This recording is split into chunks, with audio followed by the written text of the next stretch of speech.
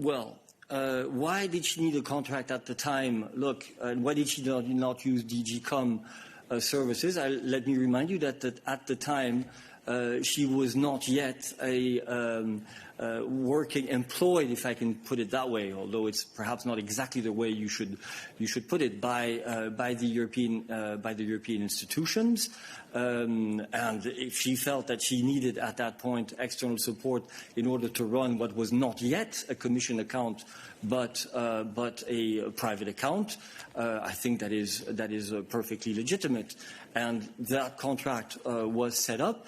As of the day when she became president of the Commission, there was obviously no question that anybody would be running her account except for Commission staff.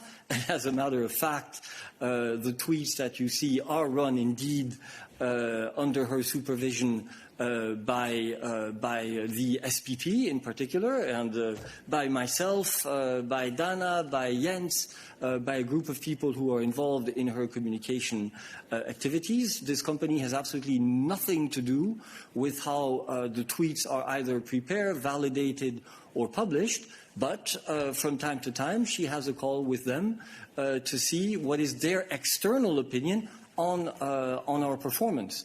I hope they tell her that our performance is good. To give you an example, this morning there was a daily video conference of our Corona response group. You didn't see a tweet simply because we did not have time ourselves to prepare a tweet, and no external company came in and basically did the tweet for us. So this is what I can answer. Now, of course, if for any reason whatsoever it is felt that there is an issue, it will be looked into. But this certainly does not seem to us to be a major issue. Okay, do I have other questions on this? Christina, is it on this? Yes, it is. Thank you. Go ahead, Christina. Thank you for taking my question. Just a quick follow-up on this. Can the Commission confirm whether the Commission President was made aware or is aware of the process for designating special advisors? And will she consider disclosing this information now, considering this story? Thank you. I don't know the answer to that question. I'm sure that the President is, of course, aware of the procedure to appoint special advisors. But again, these are not special advisors. These are people which the president-elect of the Commission, or even before she was president-elect, when she was a candidate to become president-elect, signed to provide her with support in that phase and advice after that phase. So again, we will look into it to see if anything needs to be modified. David, is it on this? C'est sur ceci? Oui, absolument. Yes, absolutely. It's still on this point, yes.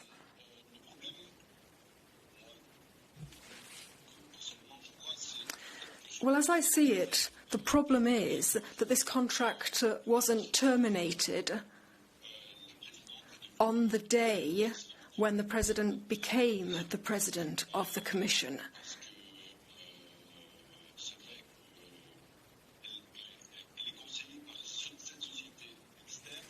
It's true that she's taking advice from this external advisor on the basis of a private contract, but she does have a very clear public role, and this advice has a very clear public role. Isn't there a problem here? Why didn't she decide to terminate this contract as soon as she was actually appointed? And then the second question is that you said that this is about the President's image on social media. So if it works in terms of promoting her image, I mean, don't you carry out an analysis of this? Don't you have a department within the Commission that looks at the impact of the Commission on social and media? And I imagine that you do have this internal department. I hope that you do. And why don't you use this internal department rather than using an external advisor with a private contractor? The answer. Well, the thing is that these two things can coexist.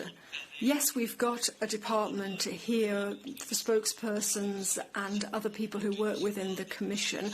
We can get advice from this internal department on how we perform, for example, in front of the camera, how you can speak clearly in public. Try and stay calm when you're being questioned, those kinds of things, that kind of advice. And of course, we avail ourselves of this advice. But obviously, privately, we might want to consult a coach to get their input as well. Everybody has this prerogative in their career. They can always turn to outside advice as well, over and above what is actually provided in-house within the institution where you work, so as to have perhaps a more neutral input, because it is external advice. Whenever a video is published by us or a tweet is published by us, we do look at the impact that it's had and whether we can make improvements a second time. We look and read your very relevant comments. They're always very relevant comments on the quality of the Commission's social media presence and the President's social media presence. But you can have the two things coexisting, an internal department and external advice.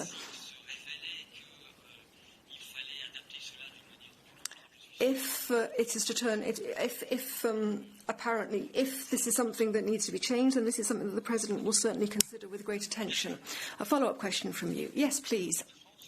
Well, the difference is that we're talking about the President of the Commission here, not an official. And let's just say that the President of the Commission is just like an official in the Commission. So she has a political role. She doesn't have just a role as stipulated within the staff regulations. Yes, I could consult an external coach. Perhaps I should. But the thing is that she has a political responsibility, and she's turning to external advisors to evaluate her performance. The spokesperson, well, perhaps, David, you should explain how that actually infringes European rules. It's all very well to keep saying there's a problem, but what exactly is the problem? Somebody looks at your tweets and your video output and says, well, perhaps the frame wasn't quite right, perhaps the clothes that you decided to wear isn't quite right. It's not on the substance. None of the messages that are in social media are actually subject to any kind of filter and validated by anybody else. This is advice that is given to her relating strictly to aesthetics, to the visual image. I think it's very important to understand the nature of the advice that's being given here. The text of the messages that you see published in videos and tweets, the text is drafted and validated by us, her communication specialists, in coordination with her, without any influence from outside. I want that to be absolutely crystal clear. So what we're talking about here, it's anecdotal, really. But of course, the President will look at this again to check whether or not this could, in some way, not correspond to some European rule that might exist, and then the appropriate decisions will be taken in the light of that. But just to say this once again, the political content of what the President says is decided upon by herself and her press team, and also, of course, her advisors within the Commission. Okay. Encore une question sur ça. I see that Quentin also has a question on this. Quentin, you have the floor. Yes. Even though it's a private activity and it's paid for privately, okay, but the question I'm wondering about is whether at the Secretariat General level of the Commission there's some kind of assessment of the ethical nature of this. Have the ethics team looked at this issue, particularly in relation to Articles 4 and 5 on the conflict of interest procedure and discretion? Because above and beyond this issue of coaching, we know that this private company is working with two other governments or public administration when it comes to the coronavirus crisis. So I'm wondering, in terms of a potential conflict of interest here, so have the Commission services looked at this from a conflict of interest perspective? Sorry, she is paying the company for their advice, not the other way round. So a conflict of interest generally works in the other direction.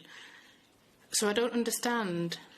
She has signed a contract with the company for them to help her set up their social media accounts. So she is paying the company. I don't have an answer to your question as to whether there's been any kind of analysis carried out on the specific points that you mentioned. Once again, it's a private contract between her and external advisors on the aspects of communication in the most technical sense of that word, and particularly social media communication. Now, given the questions that have been raised, we will take those away. We will look into this much more attentively and come back to you if we need to amend our responses to you. Okay, I don't see any other questions on this topic. Are there any other questions for us today?